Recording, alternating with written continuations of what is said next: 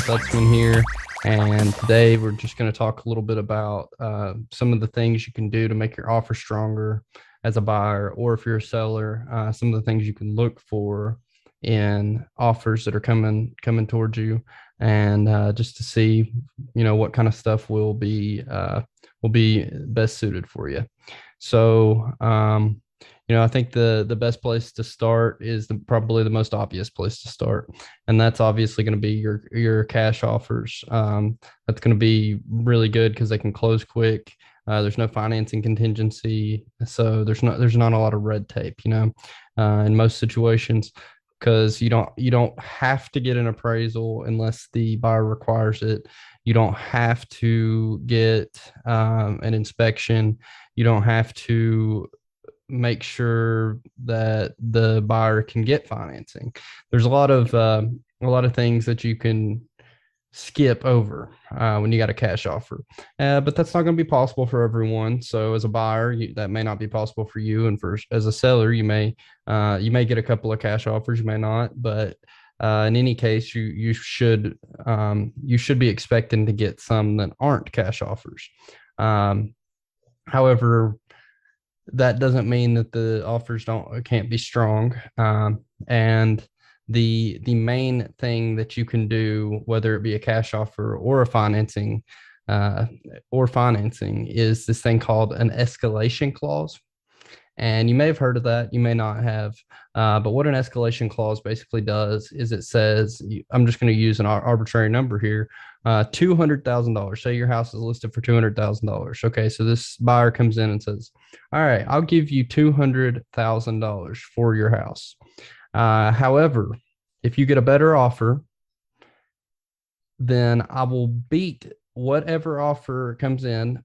I will beat that offer, that better offer, by $1,000, up to a maximum amount of $225,000.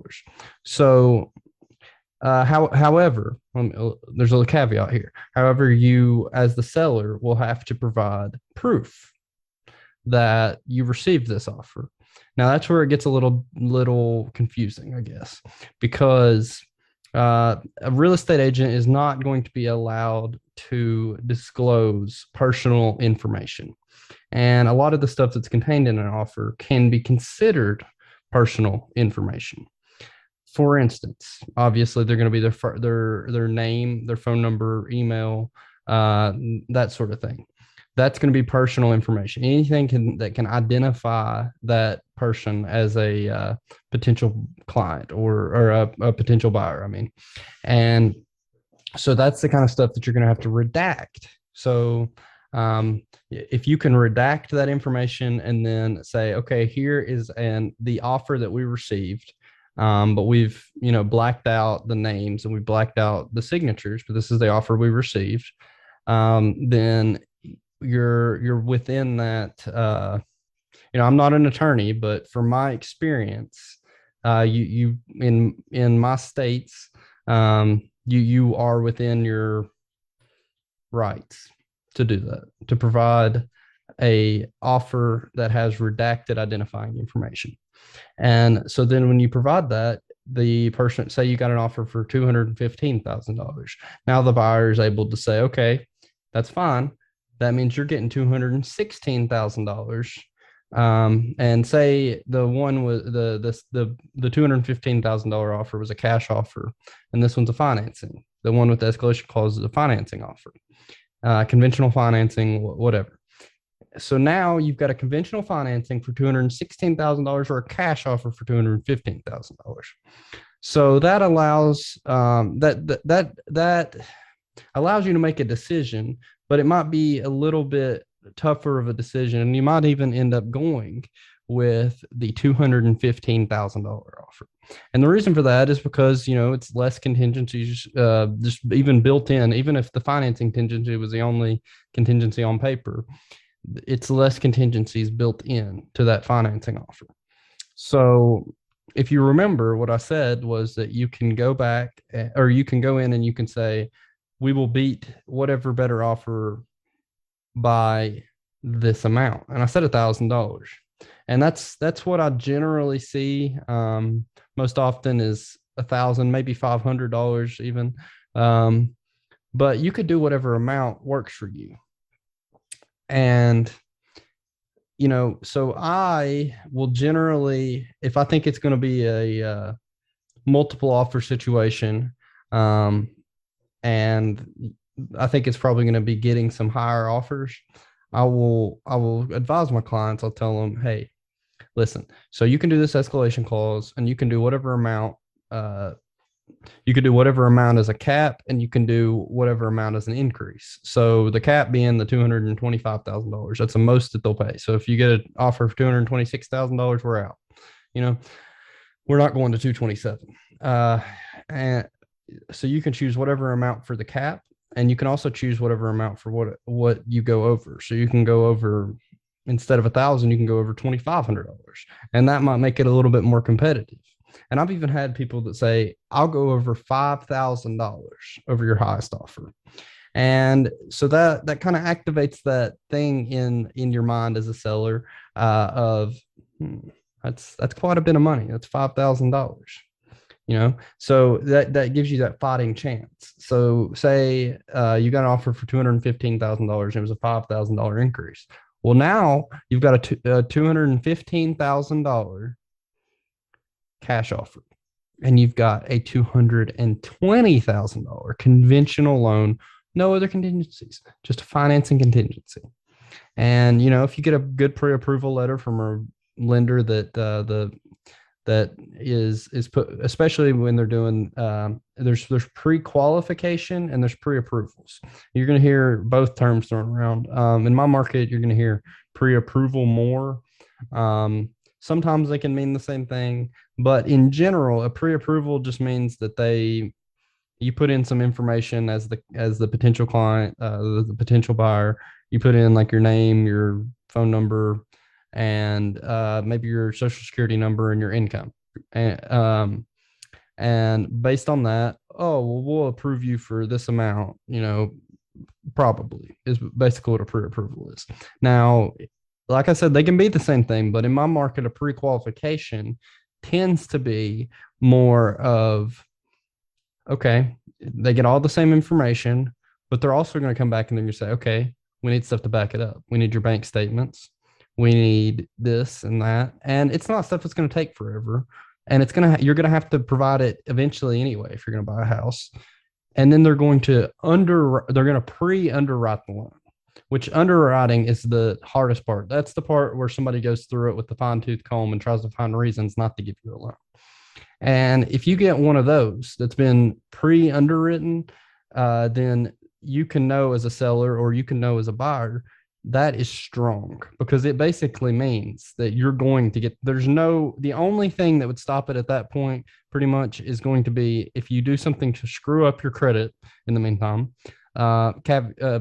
Little aside here, don't go open a credit card. Don't even pay off a credit card if your lender doesn't tell you to. Yeah, I know that sounds crazy. Don't buy a car unless you pay cash. I mean, if you pay cash and you still got the cash you need, then maybe. But always talk to your lender before making any financial decisions when you're in the middle of trying to buy a house. It's very precarious stuff sometimes. If you go buy a car and get a loan, like, oh, now your debt to income ratio just went up. And you get all kinds of stuff like that. You run into people do this a lot more than I thought when I first got into the industry. Like, they'll go close a credit card, or they'll go open a new credit card, or they'll go buy a car, or blah, blah, blah, blah, blah. Anything that has to do with your finances, or especially your credit, talk to the lender before you do it when you're in the middle of buying a house. The day after closing, go do whatever you want to do. Day of closing, after you've closed, go do whatever you want to do. Just wait until closing, or talk to your lender and make sure it's okay first. So that's basically, that. But if you get that pre-underwritten loan, and the only thing that's going to stop it is either that or the house doesn't appraise. And that brings me to my next point. The issue that you can run into with a escalation clause, especially with financing, is financing is almost always going to have to appraise. And if it doesn't, if the house doesn't appraise for that full amount, well, okay, now they can't get the loan for that. So it's under the financing contingency. So that's something you have to think about and talk over with your agent. As a seller, and as a buyer, you're going to have to say, hey, like, do you think this house will appraise? And on either side of the deal, you're both fighting the same battle, basically. Is the house going to appraise for this amount in the escalation clause? And in this market, it's a lot of times it's hard to say exactly what a house will appraise for just because the market is jumping around so crazy. And a lot of times it depends on the appraiser, and it really shouldn't. The point of an appraisal is supposed to be based on facts and not on opinion, but there is opinions that go into that. And that's how it works. I mean, it really is. At the end of the day, there's no way to say for sure this is how much your house will sell for.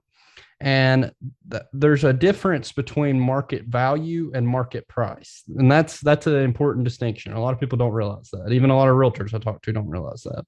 Market value is how much the commodity, or in this case, the house, will sell for or should sell for in a balanced market. And market price is how much does it actually sell for in real life today in whatever kind of market is going on today. And that's the most simple way to describe it, but it's pretty comprehensive. I mean, that pretty much describes the difference between market value and market price. And what the appraiser is looking for is the market value. So a lot of times that discrepancy can cause a little bit of an issue. But I've heard on both sides of the aisle. I've heard some appraisers say it's worth what someone's willing to pay for it, and that tends to be more friendly to the seller, especially, and to the buyer, even, as far as, okay, well, you're willing to pay $216,000, and maybe I would have appraised it for 210, but somebody said they're willing to pay $216,000 for this house, and over here, this other house that I would have appraised for $205,000 actually went for 210. So someone's willing to pay over what the market value is. So in this market, it's worth that. This sure, it's worth $216,000 or $220,000. And I'm not an appraiser, so I don't know the ins and outs of exactly what they're supposed to do. But from my understanding, that's kind of up to the appraiser how they want to go about that. Because some appraisers will say, no, it's worth this flat market value of, based on these comps, and appraisers can pick different comps because they've got criteria to pick from, but they've got so many different options. And one appraiser can just be like, yeah, I like this one because it's a similar style, built in a similar time period, within 10 years. It's a ranch style home as well, was updated around the same time period, and it may be 10 miles away, but it's similar, and we can adjust for the discrepancy and the here versus there. Some will do that. Others are going to prioritize location higher, and so that's really what you're looking for, and what your difference is going to end up being is just in the appraiser and how they go about doing their appraisals. And most of the time they're going to come up with relatively similar numbers, but I've seen a couple of times where it will be further apart than what you would think. And it also depends on what kind of loan it is. So a VA loan or FHA loan or government loan, so their appraisal process is going to be different. It's going to almost include an inspection in it, because the appraiser is going to have to make sure that it's ready for that kind of loan. So if there's like chipping paint, that's a huge one. You're going to hear that one all the time. If there's chipping paint, then FHA or VA is going to ding you. They're going to say, oh, that's got to be fixed before this can sell. If I can't remember the exact thing, but I want to say it's like it has something to do with 8-foot ceilings or something. Like if the ceilings aren't 8 feet in certain parts of the house, then sometimes they'll ding you on it.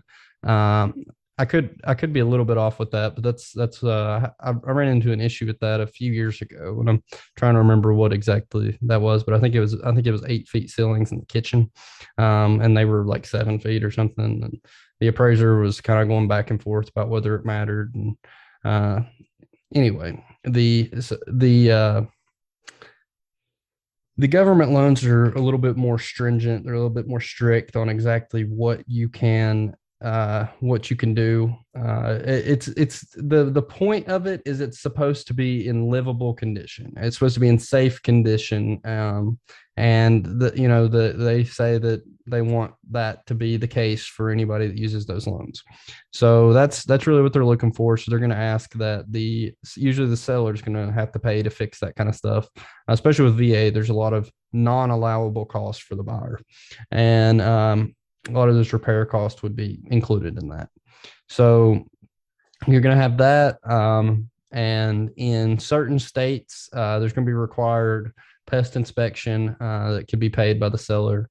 But in general, if you've got a cash offer, it can be as smooth as butter.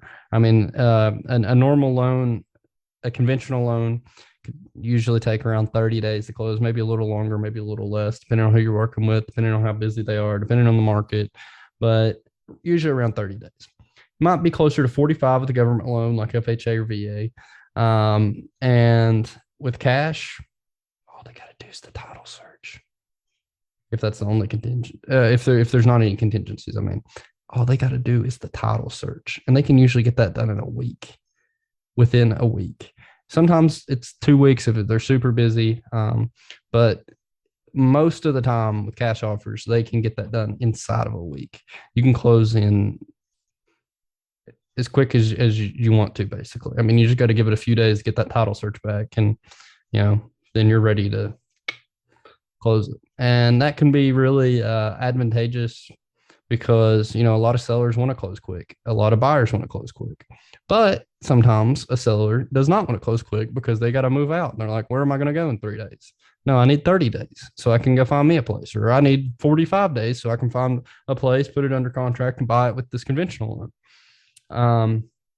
But that's that's pretty much it. And then, so moving on to another thing that can make your offer stronger. And I'm kind of coming at it from the opposite angle here. Now that I've mentioned this seller that, they said, oh, well, you can close in 3 days because you got cash. That's awesome. But I can't because I don't have another place to go. I'm going to need 45 days so I can go get a loan, or I'm going to need like at least 20 days so I can go find a house and I can pay cash because I got the cash. Or I will have, this is the thing, I will have the cash when my house sells. Okay. So if you're that person, if you're saying, I will have the cash when my house closes, but I don't have the cash now, so I'm going to pay cash, but my house has to sell. Okay. Now you're getting in a little bit of a sticky situation because the contingency of what is called a home sale contingency, your home has to sell for you to be able to buy this other house. Well, now we're getting in some murky waters. That is about the stickiest thing you can put on a contract, especially in this market. It's like the black sheep of the family. I mean, it really is. And sometimes you've got to do it that way. Sometimes you've got to say, hey, my house has to sell before I can buy another house.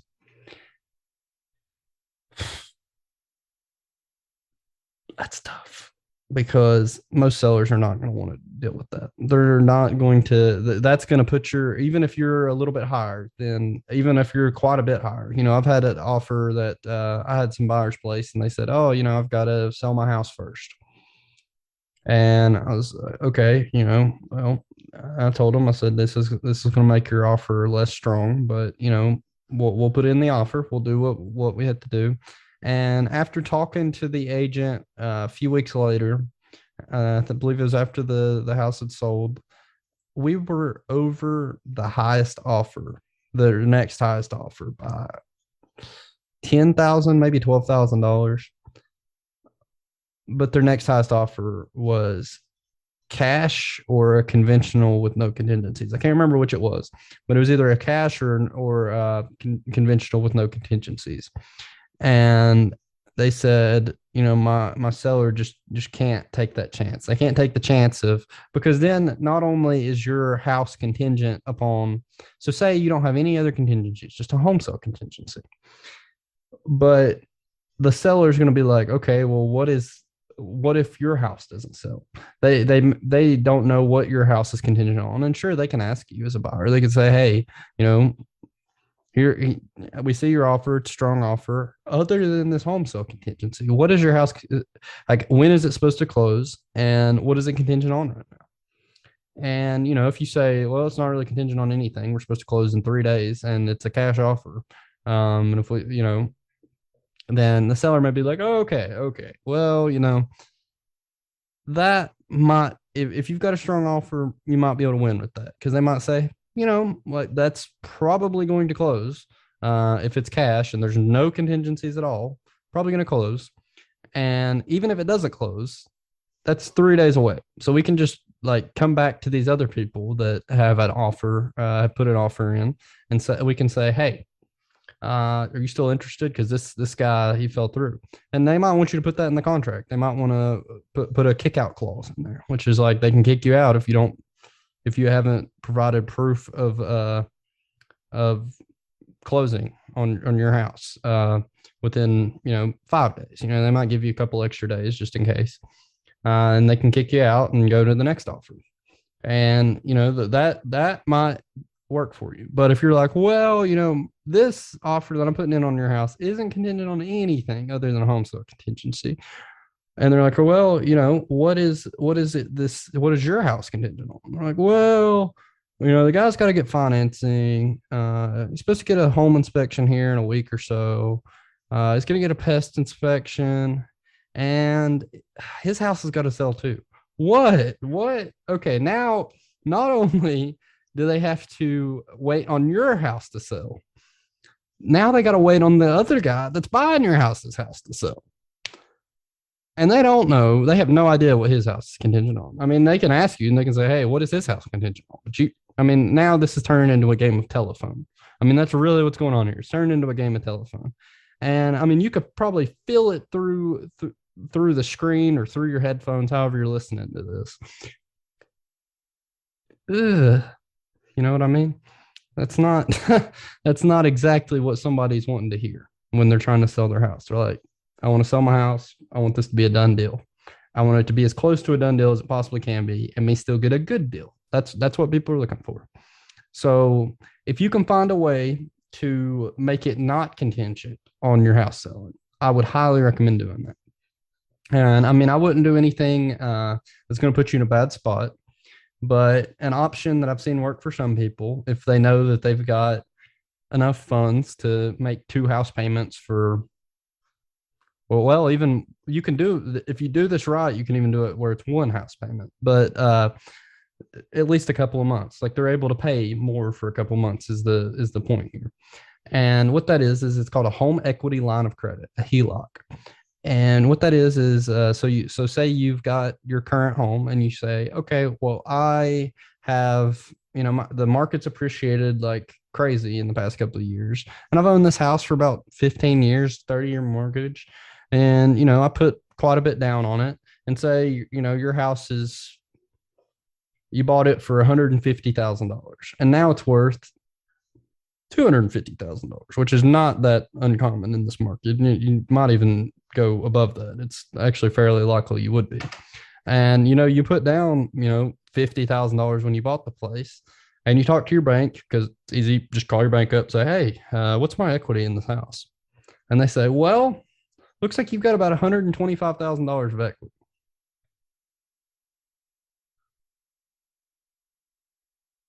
Well, it won't be quite that, but they'll tell you how much principal you've paid.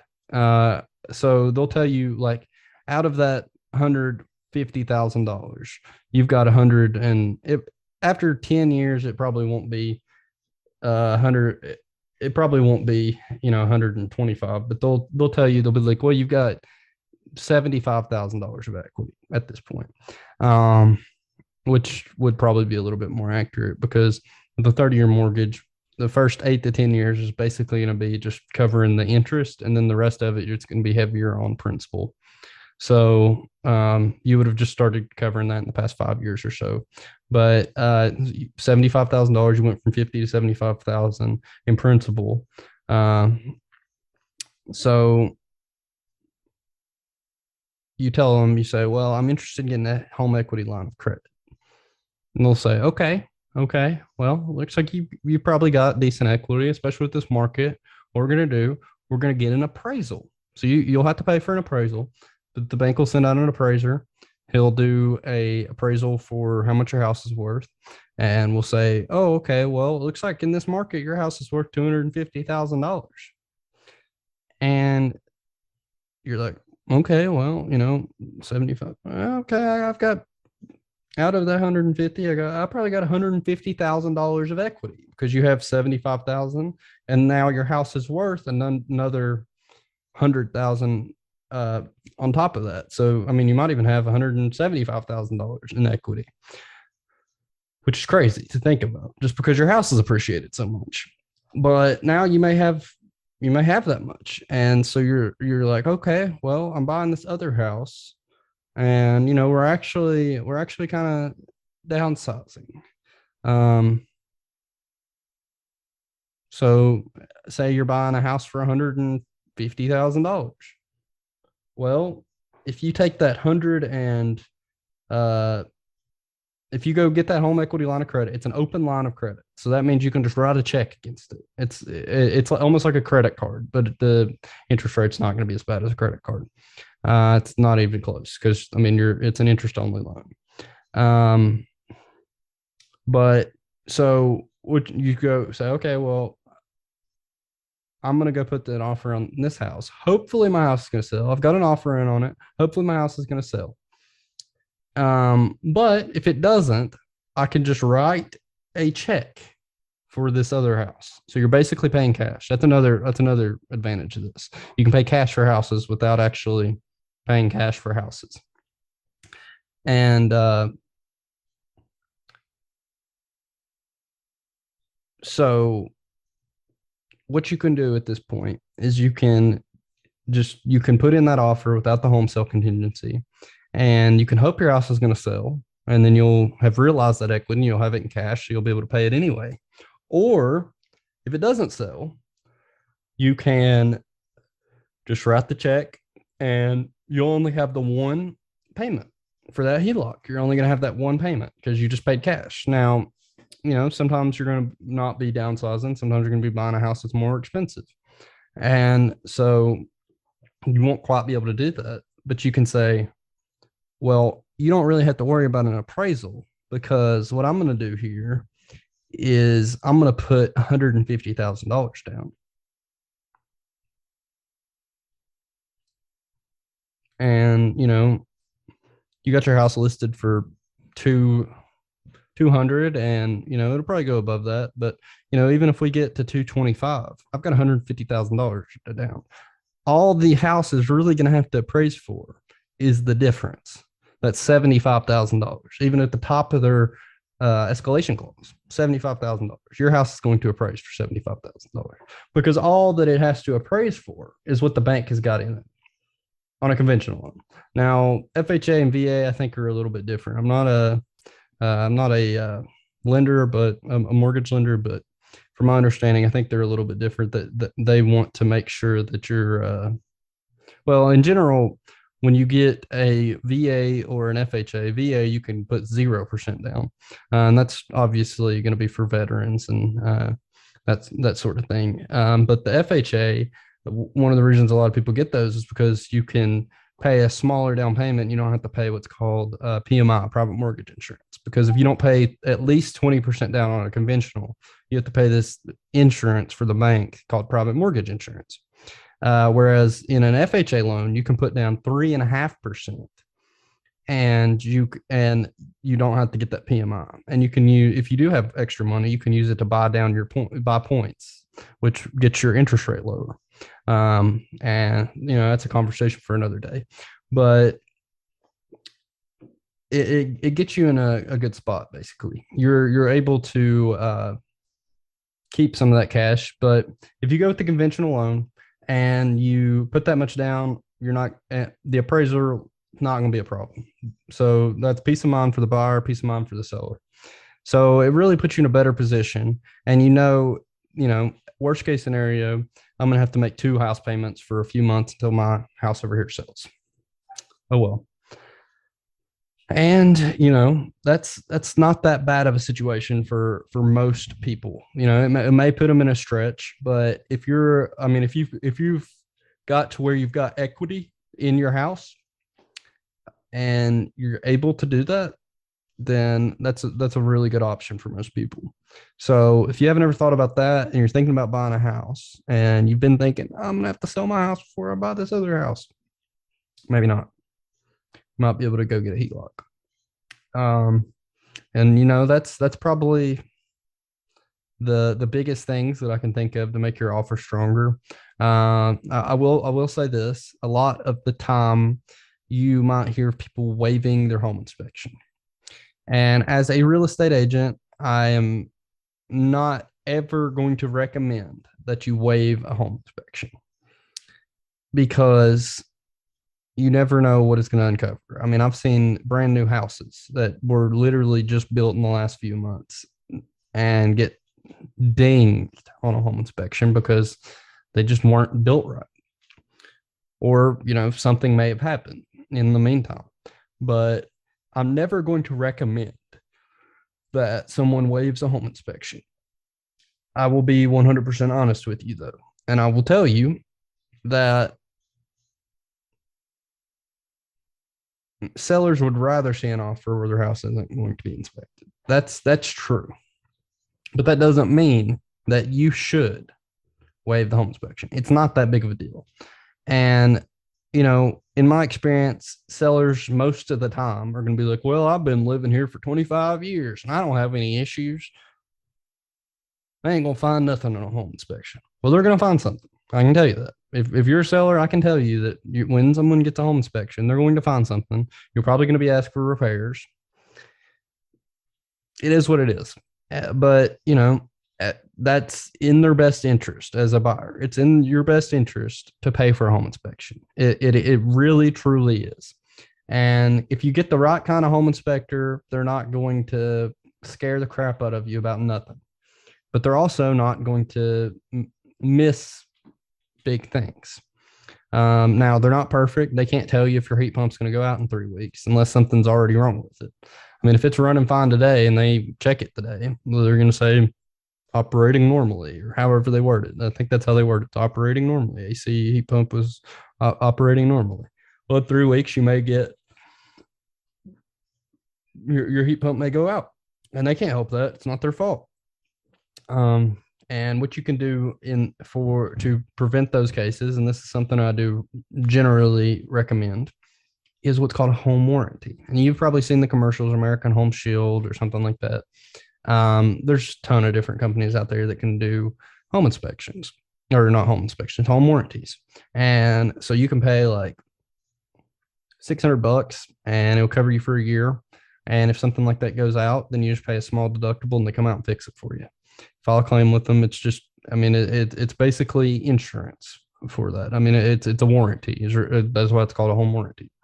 But that gives you quite a bit of peace of mind. And a lot of these places, you can even extend it. You can just pay another $600 or whatever to extend it for another year.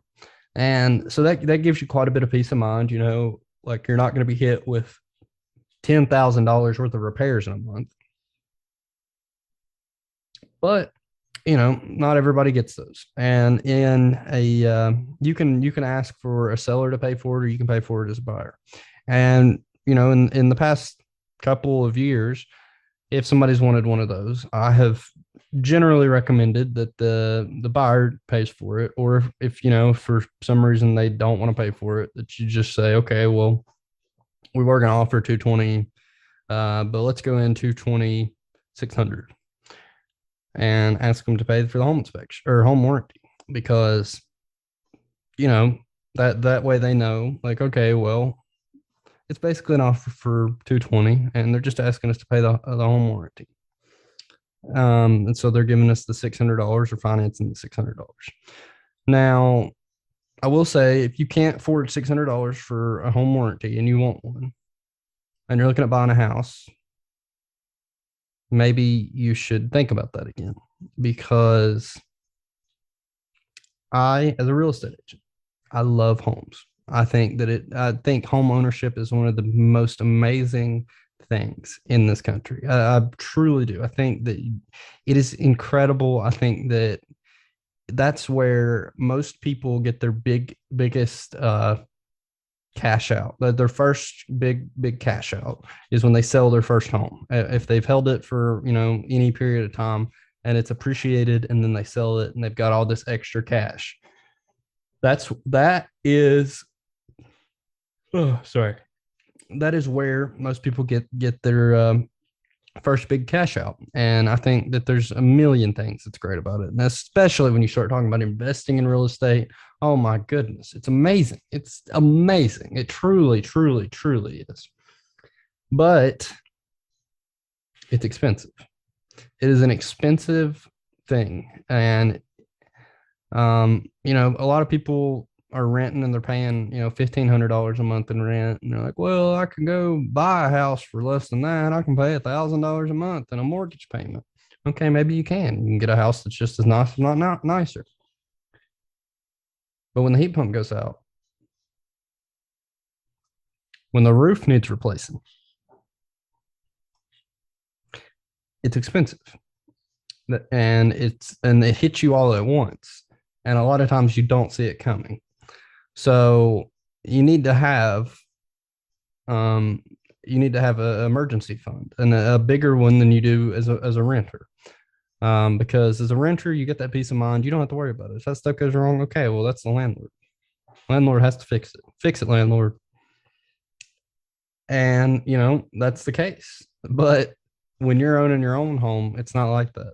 So it can get pretty expensive because now you're having to pay taxes. You're having to pay, depending on what you were renting, you may not have been paying for all the utilities like straight out of your pocket. It may be included in your rent. Now you're having to pay for all those. You have to pay for home insurance. You have to pay for upkeep. You got to pay your taxes, which can be crazy expensive in some places.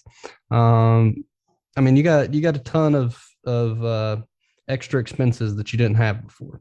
So if you're not able to make up that difference, if $600 is going to be make it or break it for you when you're buying a house, maybe you should take a step back and think about it again, because that is a very low sum in comparison to some of the things that you're likely to be hit with over your lifetime as a homeowner. So I'd highly recommend that you save up more than just the down payment and your closing cost. And a lot of people are like, oh, my closing costs are $6,000. Let me ask the seller to pay for it. Okay, people do that all the time. And that's fine. It is. In this market, it's a little bit tougher to get that done than it was or is in a normal market. But you can do it. You absolutely can. And especially if you tack that on, that's what I usually tell people to do. Okay, like your closing costs are going to be $6,000 or even $10,000. Sometimes they're $10,000. Just give them an extra $10,000. If you're going to give them 220, give them 230. Say, hey, we are going to offer you 230,000, but we're going to ask for $10,000 back toward closing costs and prepaids. And so the seller's going to be like, oh, okay, well, that's $220,000 offer. But maybe their best offer was 218. So now they're like, all right, I can do that. Sounds good. And that's fine. But if you're going to do that, I'd probably at least have a few thousand saved up when you buy the house, because you never know what's going to go wrong or when it's going to go wrong. It could go wrong a week after you buy the house. It could go wrong a decade after you buy the house. But you need to have that emergency fund there. You don't want to be borrowing to fix something that you've already borrowed for. You know what I mean? Like if you borrow to buy a house, say you borrow, $150,000 for this $200,000 house. So, you've got you've borrowed most of that, 3/4 of it you've borrowed. And so now you're going to have to borrow more to fix a heat pump. So you're basically paying interest on it twice. I don't know if that makes sense, but it's not a fun thing to do when you're having to borrow to fix a heat pump on an asset, or if you consider it an asset. Most people do, some people don't. Your home, some people consider it a liability because it does cost so much. um, but you're having to borrow to fix that, and you've already borrowed on it, so you're borrowing on it twice. Basically, it's not a good thing. You want to have that cash to be able to do it when you have to. You want to have that emergency fund. And that gets into a little bit more of personal finance stuff. And that's something that I'm pretty passionate about as well. I'm actually teaching a financial peace university at my church right now, through Dave Ramsey. And that's a I think that's a really good course for just getting the basics out of the way on like how to take care of yourself and um, build wealth. And it's a really good course for that kind of thing.